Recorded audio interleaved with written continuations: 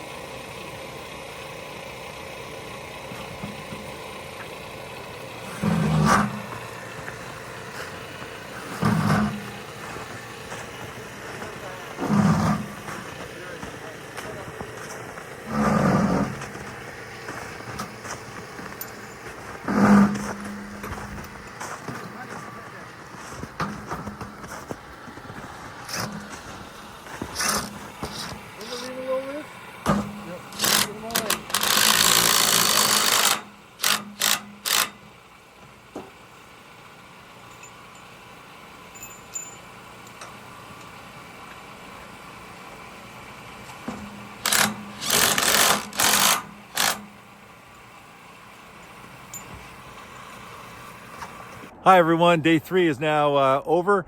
We were able to complete a lot today, as you'll see here in a second.